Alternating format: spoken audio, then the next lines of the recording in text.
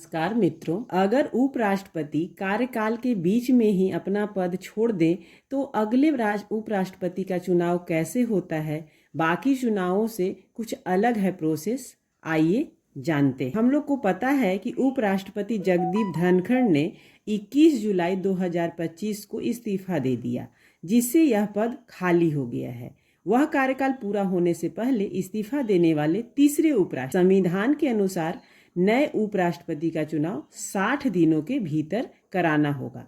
राज्यसभा के उपसभापति हरिवंश नारायण सिंह फिलहाल जिम्मेदारी संभालेंगे। जब जगदीप धनखड़ ने सोमवार 21 जुलाई 2025 को देर रात उपराष्ट्रपति पद से इस्तीफा दे दिया।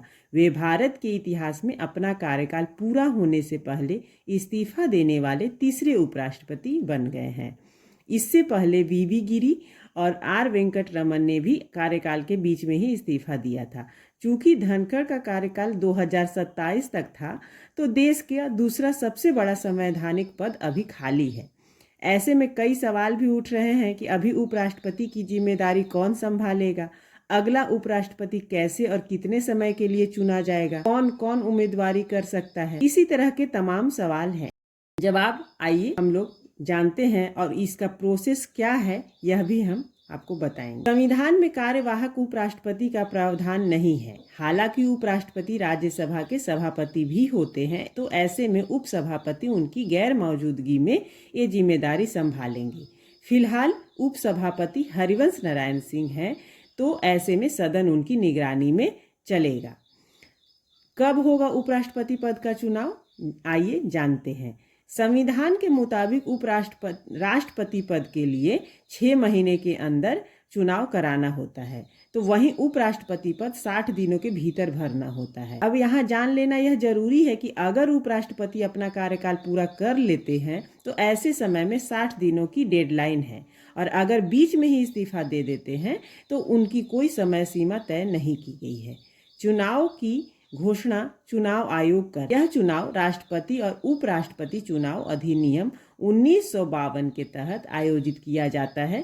परंपरा के मुताबिक संसद के किसी भी सदन के महासचिव को बारी बारी से निर्वाचन अधिकारी नियुक्त किया जाता है। यहाँ पर ऐसा नहीं है कि अगर किसी उपराष्ट्रपति ने अपने टर्म के बीच में ही इस्तीफा दे दिया तो सिर्फ वो कार्यकाल पूरा करने के लिए चुनाव होगा।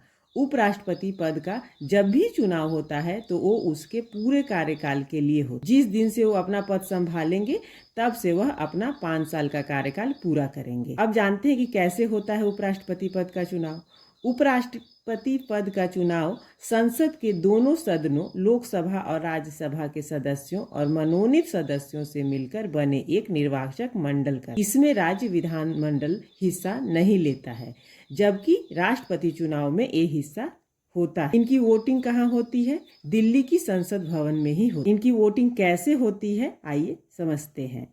उपराष्ट्रपति पद के चुनाव के लिए वोटिंग बेहद गोपनीय होती है और आनुपातिक प्रतिनिधित्व प्रणाली के मुताबिक एकल संक्रमणीय मत से ही होती है। हर एक सांसद उम्मीदवारों को वरीयता क्रम में रखकर वोटिंग करना होता है। सभी वोटों की वैल्यू समान हो। निर्वाचित घोषित होने के लिए किसी उम्मीदवार को न्यूनतम जरूरी संख्या में वोट हासिल करने होते हैं, जिसे कोटा भी कहा। इसकी गणना कुल वैध वोटों की संख्या को 2 से विभाजित करके और 1 जोड़कर की जाती है। अगर पहले दौर में कोई उम्मीदवार कोटा पार नहीं कर पाता तो सबसे कम वोट पाने वाले उम्मीदवार को बाहर कर दिया जाता है और उसके वोट दूसरी वरीयता के आधार पर बाकी उम्मीदवारों को ट्रांसफर कर दिए जाते हैं।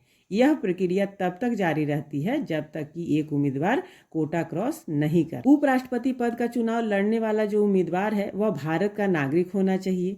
कम से कम उसकी उम्र 35 साल होनी चाहिए। राज्यसभा के लिए निर्वाचित होने के योग्य होना चाहिए। किसी भी संसदीय क्षेत्र में निर्वाचक के रूप में पंजीकृत होना चाहिए।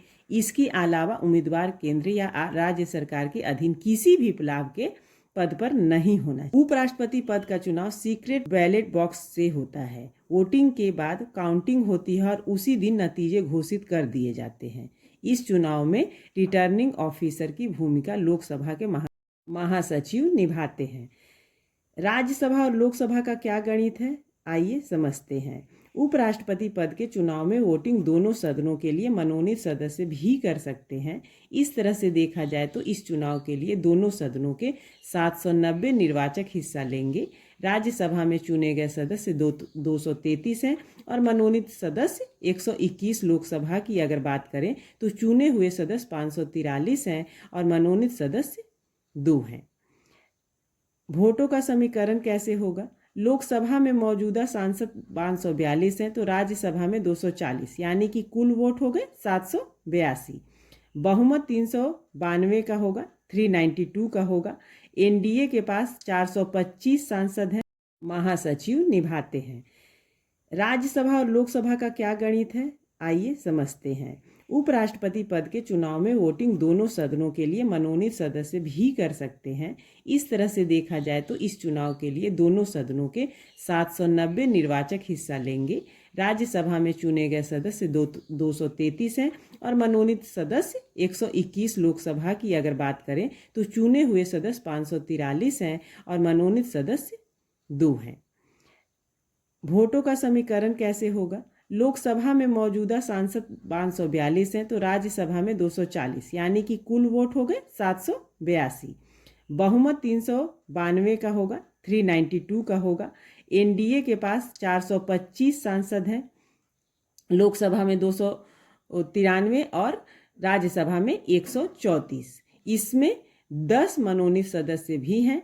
विपक्ष के पास दोनों सदनों में 355 सांसद हैं, लोकसभा में 249 और राज्यसभा में 106। तरह से उपराष्ट्रपति हमारे चुने जाएंगे। यह जानकारी अच्छी लगी हो, अच्छी जानकारियाँ आपको इस पे मिलेंगी। चैनल को सब्सक्राइब कर लीजिए और एक लाइक।